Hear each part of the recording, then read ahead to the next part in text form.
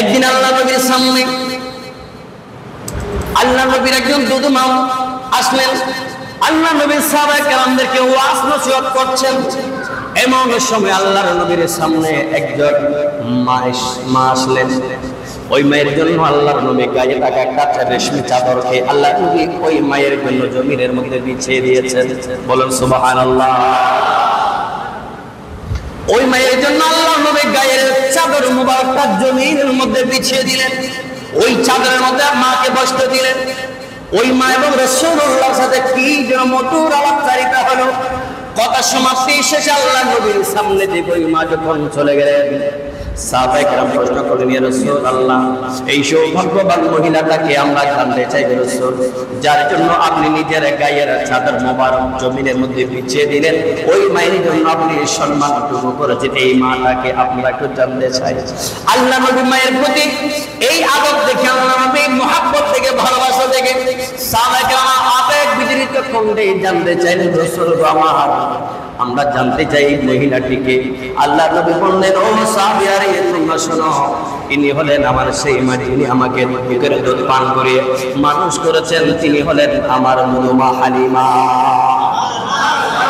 অথচ মা আল্লাহ নবীকে পেটের মধ্যে রাখে নাই, শুধুমাত্র বুকের দুধ পান করানোর কারণে আল্লাহ নবী নিজের শরীর মোবারকের চাদর মোবারক দিয়ে জমিনের মধ্যে বসিয়ে ওই চাদরের উপর মাকে সম্মান কিভাবে করতে হয়, ভালো কিভাবে বাসতে হয়, আদর কিভাবে করতে হয়, ব্যবহার কিভাবে করতে হয়, সমস্ত সাহাবায়ে কেরামদের সামনে আল্লাহর নবী এই শিক্ষাটুকু দিয়েছেন। বলেন সুবহানাল্লাহ।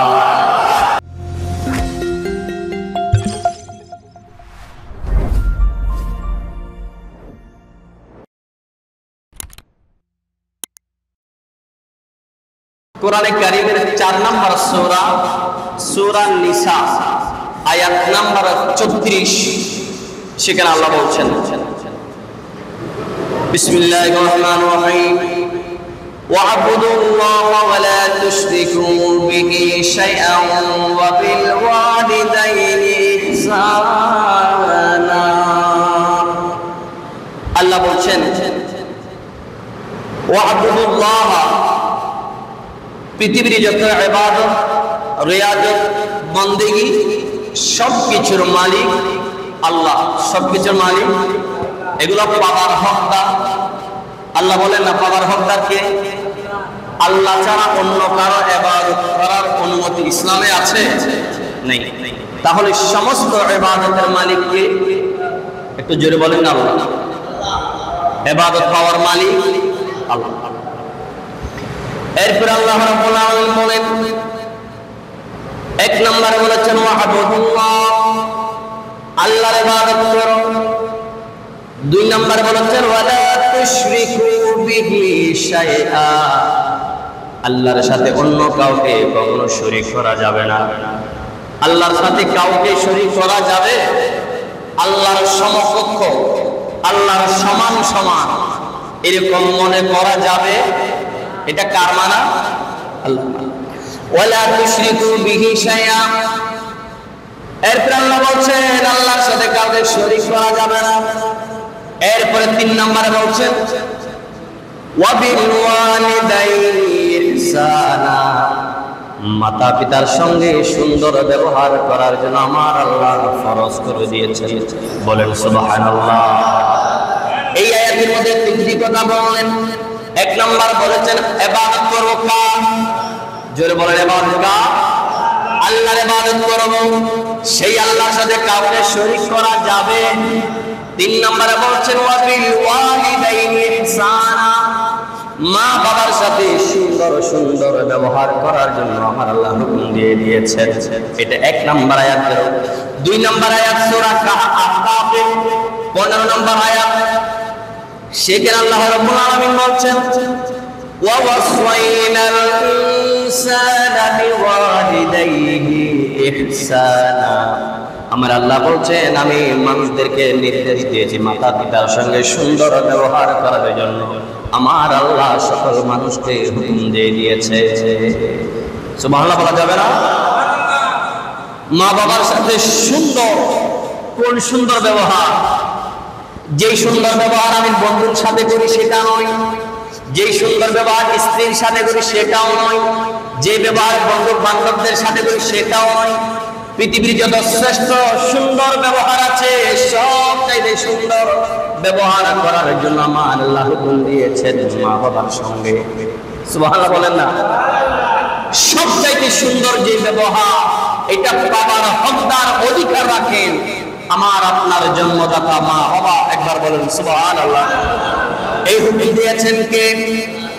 আল্লাহ হুকুম দিয়েছেন, ও আমার বান্দা বান্দিনী, তোমরা যারা মা বাবার সাথে অসৎ আচরণ করো, অসুন্দর আচরণ করো, বেয়াদবিমূলক আচরণ যারা করো, আমি আল্লাহ আয়াতগুলোকে সামনে রেখে তোমরা চিন্তা ভাবনা করে দেখো, মা বাবার সাথে সুন্দর সুন্দর ব্যবহার করার জন্য আমার আল্লাহ হুকুম দিয়ে দিয়েছেন।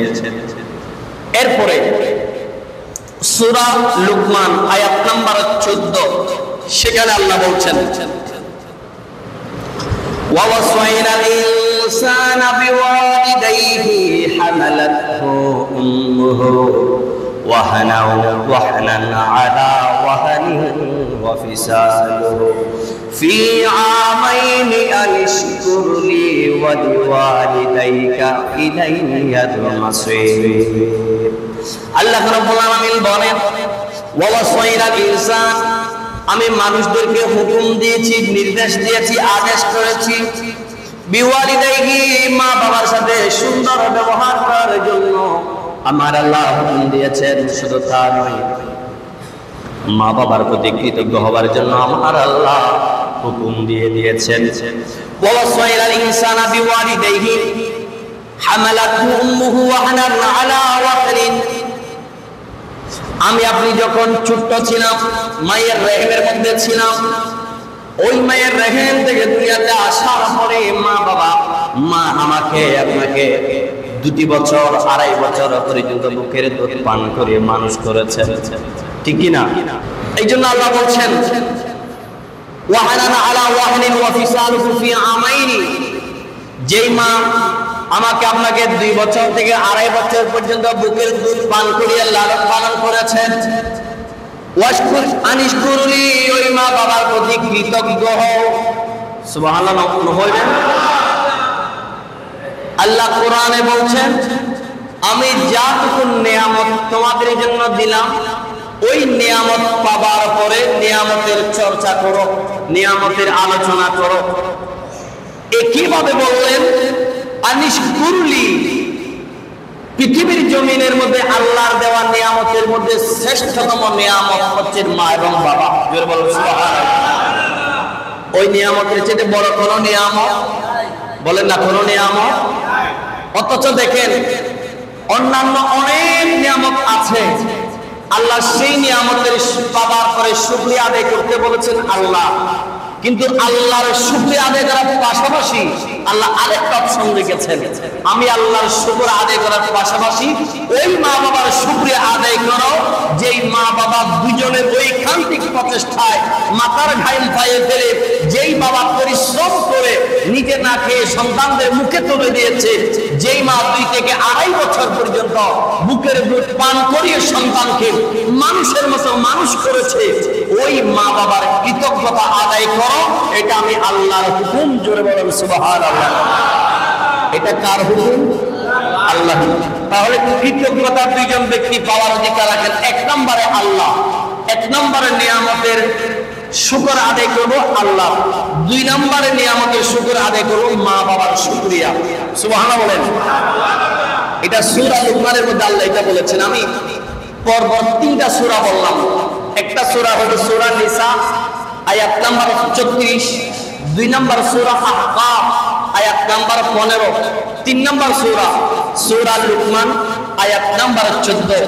এই সূরা লুকমানের 14 নম্বর আয়াতের মধ্যে আল্লাহ বলছেন, আমি মানুষদেরকে নির্দেশ দিয়েছি, ওয়াসাইনাল ইনসানা বিওয়ালিদাইহি, আমি মানুষদেরকে নির্দেশ দিয়েছি তারা যেন মা বাবার প্রতি কৃতজ্ঞ হয়। জোরে বলেন সুবহানাল্লাহ। কেন?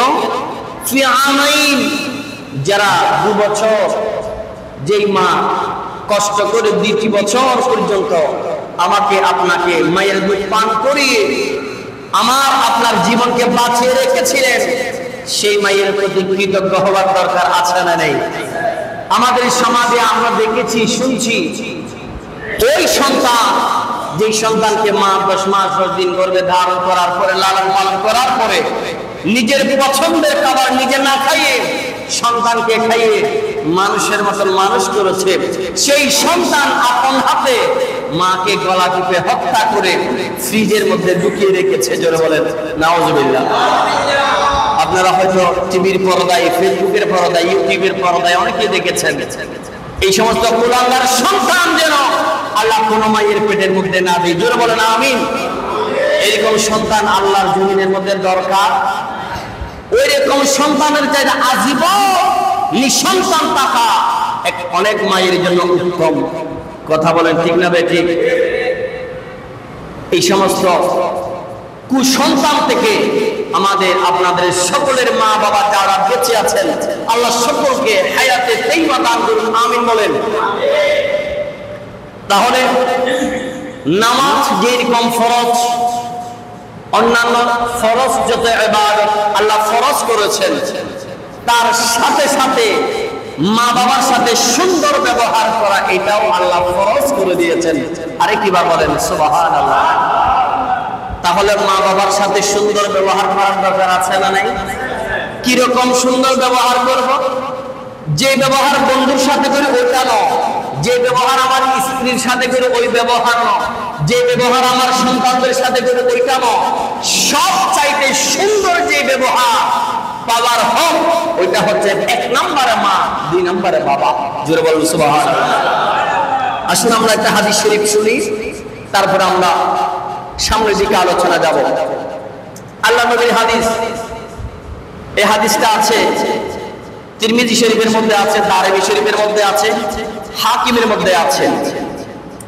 আল্লাহ নবী বলেন, حدثنا أبو عاصم عن بهز بن حكيم عن نبيه عن جده قلت يا رسول الله صلى الله عليه وسلم من أبر। আল্লাহ নবীকে সাহাবী প্রশ্ন করলেন, ইয়া রাসূলুল্লাহ, ইয়া হাবিবাল্লাহ, আমি সন্তান থেকে সুন্দর ব্যবহার পাওয়ার একমাত্র অধিকার রাখেন কে, হকদার কে? আমার সুন্দর ব্যবহার পাওয়ার মালিক কে?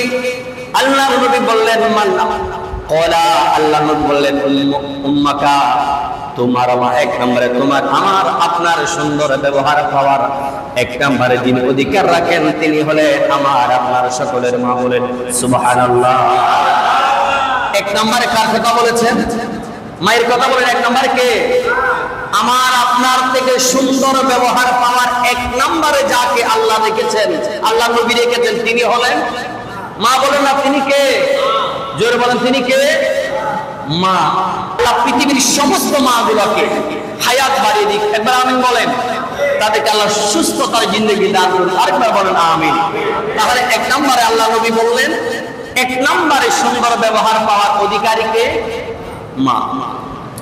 এরপরে সাহাবী আমার প্রশ্ন করলেন, মান আবুয়া, ইয়া রাসূলুল্লাহ, 1 নম্বরে মা তো আমার আপনার ব্যবহার, সুন্দর ব্যবহার পাওয়ার অধিকারী 1 নম্বরে মা। বুঝলাম।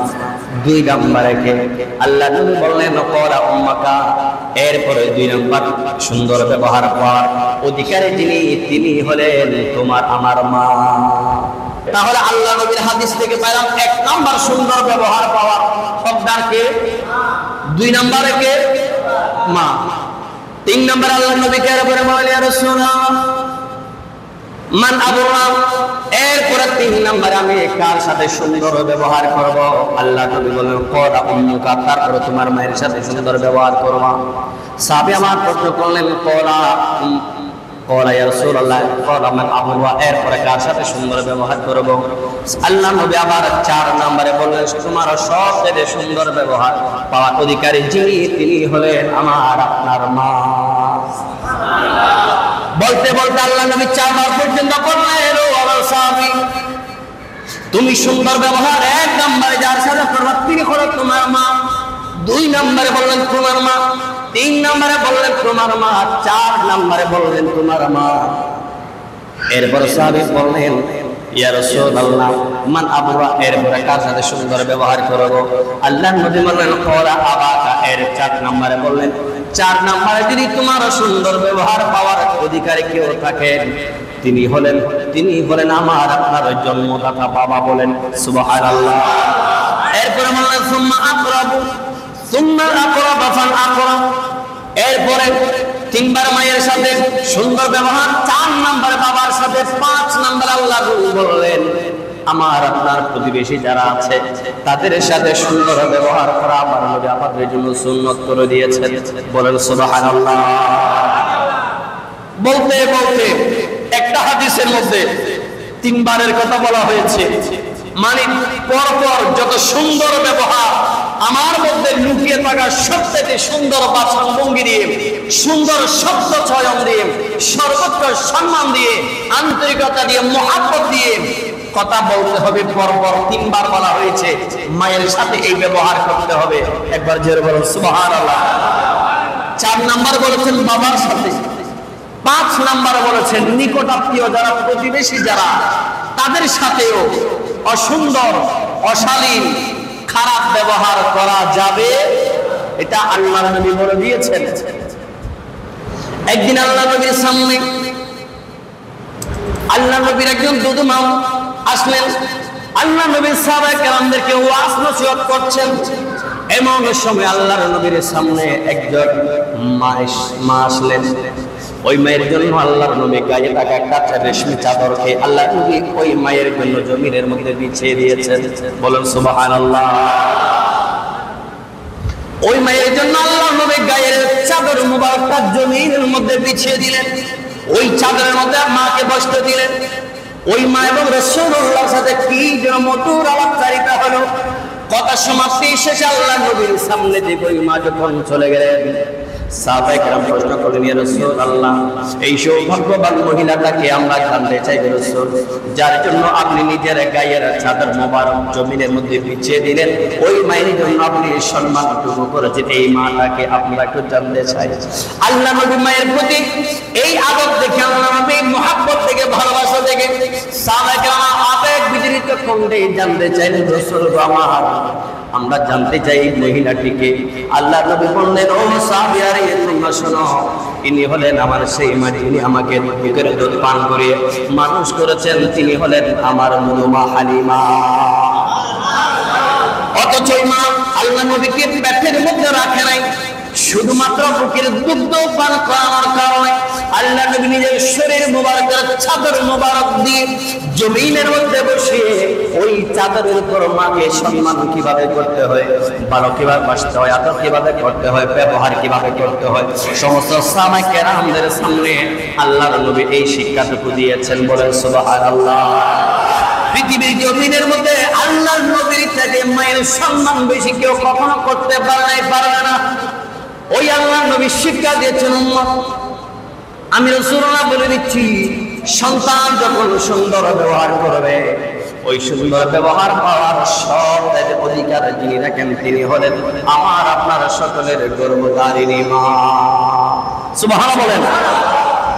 এটা একটা হাদিস গেল। আরেকটা হাদিস আল্লাহ নবী বলছেন,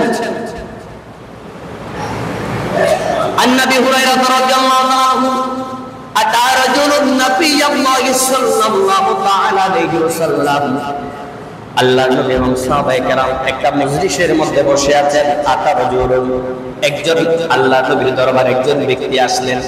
আসার পর বললেন, ফাকালা মা তা'মুরুনি ইয়া রাসূলুল্লাহ, ইয়া হাবিবাল্লাহ, আমাকে এমন কিছু উপদেশ আপনি দেন যেগুলো আমি পালন করতে পারবো, আমি মানতে পারবো, এমন কিছু উপদেশ দেন। ফাকালা বিরা উম্মুকা, আল্লাহ নবী বললেন, ফাকালা বিরা উম্মুকা, ও সাহাবায়ে কেরাম, তুমি আমার কাছে কিছু আদেশ চেয়েছো, ভালো কাজের পরামর্শ চেয়েছো, আমি রাসূল বলে দিচ্ছি, তোমার জন্য 1 নাম্বার পরামর্শ থাকবে, তুমি যখন কথা বলবা সবচেয়ে সুন্দর ব্যবহার করবা। 1 নম্বরে যাকে রাখবা তিনি হলেন তোমার মা। একটু জোরে বলুন সুবহানাল্লাহ। 1 নম্বরে কে? মা। 1 নম্বরে কে? মা।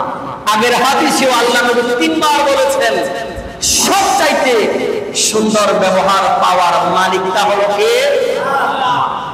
আমরা সবাই তো মায়ের পেট থেকে এসেছি, নাকি না? কেউ তার বাবার পেট থেকে আসেনি। সবাই মায়ের পেট থেকে এসেছি। যেই মারা আসলে সন্তান পেটে রাখার যে কষ্ট, যে অনুভূতি, সন্তান জন্ম দেওয়ার যে কষ্ট, সেটা মা ছাড়া কেউ বোঝার কোনো সাধ্য ক্ষমতা, ওটা একমাত্র মাই বলবে। সুতরাং মায়ের তুলনা মা ছাড়া আর কাউকে দিয়ে ওই মায়ের তুলনা করা যাবে। মায়ের তুলনা মা নিজেই হয়, মায়ের কোনো তুলনা হয় না। সাহাবী বললেন, সাহাবী যখন 12 কাজের পরামর্শ চাই, আল্লাহ নবী 1 নম্বরের পরামর্শ দিলেন, তুমি সুন্দর ব্যবহার করবা তোমার মায়ের সাথে। এরপরে সাহাবী আমার প্রশ্ন করলেন, সুম্মা আদা, এরপর আমার জন্য 2 নম্বর পরামর্শ কি রাসূল বললেন, এরপরে 2 নম্বরে তুমি সুন্দর ব্যবহার করবা তোমার মায়ের সাথে। 2 নম্বর। 3 নম্বরে বললেন, ফাকালা সুম্মা আদা, ইয়া রাসূলুল্লাহ, 2 বারের পরামর্শ মায়ের সাথে সুন্দর ব্যবহার করা। 3 নম্বর আমার পরামর্শ কি আল্লাহর নবী বললেন, 3 নম্বরে তোমার পরামর্শ থাকবে বিদ্যা উম্মুকা, তোমার মায়ের সাথে সুন্দর ব্যবহার করবা। এটাই তোমার জন্য 3 নম্বরের ভালো কাজ। বলেন সুবহানাল্লাহ। 3 বার বললেন সাহাবী। এরপরে আবার প্রশ্ন করলেন, ইয়া রাসূলুল্লাহ, 3 বারের পরে আমি আমার জন্য উপদেশ কি? এরপর আল্লাহর নবী বললেন, এরপর 4 নম্বরে তোমার জন্য উপদেশ থাকবে মায়ের সাথে সুন্দর ব্যবহার করা। 4 বার বলার পরে সাহাবী আবার প্রশ্ন করলেন, ইয়া রাসূলুল্লাহ, এরপর আমি কার সাথে উত্তম ব্যবহার করব? রাসূলুল্লাহ বলে দিলেন, 4 বার বলার পরে বললেন বিররা আবাকা। 4 নম্বরে বললেন, 5 নম্বরে বললেন তোমার বাবার সাথে ব্যবহার করবা। সুবহানাল্লাহ বললেন না? আগের হাদিসে 3 বারে বলেছেন 3 বার পর্যন্ত মায়ের সাথে সুন্দর ব্যবহার করবা। দ্বিতীয় নম্বর হাদিসে 4 বার পর্যন্ত মায়ের সাথে সুন্দর ব্যবহার। এরপরে 5 নম্বরে বলেছেন, 4 নম্বরে মায়ের গুরুত্ব দিতে দিতে দিতে প্রথম নম্বর হাদিসে 3 বার, দ্বিতীয় নম্বর হাদিসে 4 বার পর্যন্ত মায়ের কথা বলার পরে 5 নম্বরে বললেন সুন্দর ব্যবহার পাওয়ার 5 নম্বরে অধিকারে যাকে রেখেছেন তিনি হলেন আমার আপনার বাবা। আরেকবার জোরে বলেন সুবহানাল্লাহ। তার মানে বুঝাতে চেয়েছেন মায়ের মর্যাদা দিতে দিতে দিতে 1 বার 2 বার নয়, আল্লাহ নবী দিতে দিতে 4 বার পর্যন্ত, 3 বার 4 বার পর্যন্ত দিয়েছেন। কিন্তু অন্যদিকে আল্লাহ নবীর আদর্শ জীবনীতে আমরা পাই যে একজন নেককার মা, একজন নেককার মহিলা যারা আল্লাহ নবীর সুন্নাহকে ফার্স্ট টু লাস্ট মেনে জেনে নিজেকে ওইভাবে তৈরি করতে পেরেছে, এমন একজন পর্দানশীল মা 70 জন জবরদস্ত আল্লাহর ওলি থেকে শ্রেষ্ঠ। আর কি জোরে বলো সুবহানাল্লাহ। এটা একজন মায়ের ব্যাপারে আল্লাহ নবী বলেছেন, কোন পুরুষের ব্যাপারে বলেনি। আল্লাহর জমিনে আমরা যত ওলি দেখি সব ওলি কিন্তু পুরুষ। এই পর্যন্ত কোন ওলি আমরা আমাদের সমাজে, আমাদের দেশের সমাজে, কিন্তু এমনিতে যে সমস্ত সাহাবীরা, মহিলা সাহাবিনীগণ রাদিয়াল্লাহু তাআলা আনহুম আজমাইন আল্লাহ নবীকে দেখেছেন, এরা শুধু ওলি নয়, এরা ওলির জন্মদাতা। সাহাবীগণ যারা, মহিলা সাহাবীগণ যারা ছিলেন, এদের মর্যাদা কত এটা বোঝানোর কোনো ভাষা নাই। এরা এক কথায় জান্নাতি। জান্নাতীদের মধ্যে প্রথম কাতারের জান্নাতি যারা আল্লাহ নবীকে কপালের চোখে দেখেছেন। ওলিদের মধ্যে শ্রেষ্ঠতম মর্যাদার আসনে যিনি আছেন তিনি হলেন হুজুর গৌসে আজম, বলেন রাদিয়াল্লাহু তাআলা আনহু। সেই গৌসে আজম রাদিয়াল্লাহু তাআলা আনহুকে একদিন প্রশ্ন করলেন, হুজুর আপনার মর্যাদা কতটুকু? তো হুজুর গৌসে আজম বলেন, আল্লাহ নবীকে যারা কপালের চোখে দেখেছে তারা সাহাবী। ওই সাহাবীরা যুদ্ধ করার জন্য যে ঘোড়া ব্যবহার করত, সেই ঘোড়ার পায়ের নিচের একটা বালিকে 100 ভাগ করলে আমি গৌসে আজমের মর্যাদা 1 ভাগও হবে না। সুবহানাল্লাহ বলে না কেন? একটা বালিকে 100 ভাগ করলে আমি গৌসে পাকের মর্যাদা, সাহাবীরা যে ঘোড়ায় বসছে ওই ঘোড়ার পায়ের নিচের একটা বালিকে 100 ভাগ করলে 1 ভাগও হবে না। আবার সেই গৌসে আজম বলে সারা পৃথিবীটা আমি গৌসে আজমের হাতে তালুর মধ্যে রাখলে পুরো পৃথিবীটা আমার হাতে তালুতে একটা সরিষার দানার মতো মনে হয়। সেই গৌসে আজম যদি বলে সাহাবী, আমি গৌসে আজমের এই মর্যাদা, যেই মর্যাদাতে সারা পৃথিবী হাতে পাবে, সেই জায়গায় সাহাবীদের বুড়ার মধ্যে সাহাবী, ওই সাহাবীদের মর্যাদা কত সেটাকে বোঝানো সম্ভব? ওই সাহাবীদের ওরা এক একটা অলি তো শুধু নয়, অলিদের মানে তাদের সোহবতে অলি হয়। আর ওই সমস্ত অলি 70 জন অলি থেকে শ্রেষ্ঠতম আল্লাহ নবী যাকে বলেছেন একজন নেককার পরহেজগার আবেদান পর্দানশীল মাকে আল্লাহ নবী 70 জন জবরদস্ত অলি থেকে আল্লাহ নবী শ্রেষ্ঠ বলেছেন। বলুন সুবহানাল্লাহ। সেই মাদের সাথে আমাদের ব্যবহার কেমন হওয়া দরকার সেটা আল্লাহ কোরআনে হাদিসে আল্লাহ এবং রাসূল আমাদেরকে শিখিয়ে দিয়েছেন। সেরকম ব্যবহার মাদের সাথে করা দরকার আছে না নাই? মায়ের সাথে এমন কোন শব্দ ব্যবহার করা যাবে না যে শব্দের কারণে মা যদি উঠ করে একটা শব্দ বলে আমার আপনার জীবনে অর্জিত সমস্ত সম্পদ, ইবাদত, জিন্দেগি বরবাদ হয়ে যাবে এক নিমিষেই। মারা যদি অকারণেও কোন কারণ ছাড়াও যদি সন্তানদের উপর না খুশি থাকে, নারাজ থাকে, তবুও সন্তানের জন্য এটা বিপদ। এই জন্য মা বাবাদেরকে কখনো অসন্তুষ্ট রাখা যাবে। আমি একেবারে আমাদের আলোচনা ইনশাআল্লাহ একটাই শেষ, আরেক মিনিট মনে হয়ে আছে, আমি 1 মিনিটে কয়েকটা কথা বলছি। পিতা মাতার জন্য আল্লাহ নবী 14টা হক করে দিয়েছেন। সন্তান থেকে যেই অধিকারগুলো মা বাবা হর হামেশা পাবেন, জীবিত অবস্থায় 7টা অধিকার মা বাবা জীবিত অবস্থায় পাবেন। 1 নম্বরে হলো সব সময় তাদেরকে সম্মান এবং শ্রদ্ধা করতে হবে। যাদের মা বাবা বেঁচে আছে সন্তানদের উচিত সব সময় তাদেরকে সম্মান এবং শ্রদ্ধা করা। এটা মা বাবার প্রতি সন্তানদের জন্য 1 নাম্বার হক। 2 নাম্বার হক হলো সবচেয়ে বেশি তাদেরকে ভালোবাসতে হবে। 3 নাম্বার সব সময় তাদের কথাকে মানতে হবে। সব সময় কথা মানতে হবে মানে শুধু আল্লাহ রাসূল ইসলাম বিরোধী কথা ছাড়া আর বাকি সব কথা তাদেরকে 1 নম্বরে অধিকার দিতে হবে। এটা আল্লাহ নবীর শিক্ষা। যেটা বলো সুবহানাল্লাহ। 4 নম্বর আল্লাহ নবী বলেছেন তাদের সেবা যত্ন করতে হবে। 5 নম্বর বললেন সুখ শান্তিতে যেন তারা মা বাবারা থাকতে পারে সেটার ব্যবস্থা সন্তানদেরকে করে দিতে হবে। 6 নম্বরে তাদের যে কোনো প্রয়োজন সন্তান হিসেবে আমাকে আপনাকে মিটিয়ে দিতে হবে। এটা মা বাবা আমার আপনার থেকে পাবে, এটা আল্লাহ নবী হক করে দিয়েছেন। 7 নাম্বার যদি কোন সন্তান দূর দেশে থাকে, দূরে কোথাও থাকে, সব সময় কথাবার্তা ফোনালাপের মাধ্যমে ওই মা বাবার খোঁজ খবর নেওয়া সন্তানদের জন্য ঈমানি দায়িত্ব। বলেন সুবহানাল্লাহ। ইন্তেকালের পরে সন্তানদের উপর মা বাবার জন্য 7টি দায়িত্ব আছে। দুনিয়াতে যেমন 7টি দায়িত্ব আছে, মা বাবা দুনিয়া থেকে চলে যাওয়ার পরেও সন্তানদের জন্য 7টি দায়িত্ব আছে। 1 নাম্বার সব সময় নামাজ পড়ে পড়ে তাদের জন্য আল্লাহর দরবারে দোয়া করা সন্তানদের জন্য 1 নাম্বার দায়িত্ব। বলেন সুবহানাল্লাহ। 2 নাম্বার হলো ইবাদতের মাধ্যমে, মিলাদ মাহফিলের মাধ্যমে, খতমে কোরআনের মাধ্যমে, ইবাদতের মাধ্যমে মা বাবার জন্য ইস্তেগফার কামনা করা সন্তানদের জন্য দায়িত্ব। 3 নম্বরে হলেন ওই মা বাবার বন্ধু বান্ধব যারা আছে তাদের মা বাবা যদি বেঁচে না থাকে ওই মা বাবার বন্ধু বান্ধব যারা আছে তাদের দেখাশোনা করা, তাদের খোঁজ খবর নেওয়া, এটা মা বাবার অবর্তমান সন্তানদের জন্য 3 নম্বর দায়িত্ব। সুবহানাল্লাহ বলেন। আমরা অনেক সন্তান এমন আছি জীবিত থাকতেই দেখি না, না থাকার পরে তার দেখার প্রশ্নই আসে না।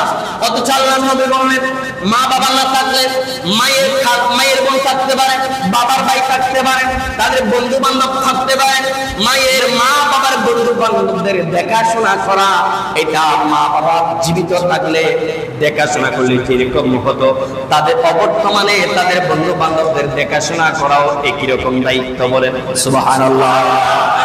4 নাম্বার তাদের বন্ধু বান্ধব, মা বাবার বন্ধু বান্ধব, আত্মীয় স্বজন যারা আছে সন্তানদের উচিত তাদের খোঁজ খবর নেওয়া, তাদের সহযোগিতা করা।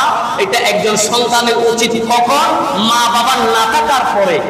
মা বাবা নাই, সমস্যা নাই, তারা জীবিত থাকলে যেরকম তাদের সেবা যত্ন খোঁজ খবর নিতেন, তাদের অবর্তমানে তাদের বন্ধু বান্ধবের খোঁজ খবর নেওয়া, খবরাখবর নেওয়া, এটা মা বাবার ইন্তেকালের পরেও সন্তানদের জন্য আল্লাহ হক করে দিয়েছেন। বলেন সুবহানাল্লাহ। 5 নাম্বার, মা বাবার যদি কোনো ঋণ রেখে যায়, ঋণ রাখা অবস্থায়, ঋণ থাকা অবস্থায় ইন্তেকাল হয়ে যায়, ওই মা বাবার পক্ষে সন্তান ঋণগুলো শোধ করে দেওয়া সন্তানের জন্য 5 নাম্বার হক। 6 নাম্বার হক হলো মা বাবা কোনো বৈধ ওসিয়ত করে গেছেন। মা বাবা জীবিত থাকতে বলেছে, সন্তান আমার ইচ্ছা ছিল, আমি আল্লাহ যদি আমাকে এরকম আমাকে কিছু ধন দেয়, আমি চাইছিলাম একটা মাদ্রাসা করবো, একটা মসজিদ করে দেবো, অমুকের গরিব মেয়ে একটা দুইটা মেয়ে বিয়ে শাদী দিবে, এরকম আমার একটা আশা আছে, এটা যদি তোমরা পারো এটা পূরণ করে দিও। এই ধরনের কোন বৈধ ওসিয়ত যদি মা বাবা করে যায়, ওই ওসিয়ত মা বাবা পূরণ করতে না পারলে মা বাবার পক্ষে সন্তান এই ওসিয়ত পূর্ণ করে দিবে। এটা হলো সন্তানের জন্য 6 নাম্বার হক। বলো সুবহানাল্লাহ। 7 নাম্বার হক হলো সন্তানের উপরে মা বাবার বর্তমানে সব সময় প্রতিদিন অন্তত সপ্তাহে একদিন মা বাবার খবর জিয়ারত করা। বলেন সুবহানাল্লাহ।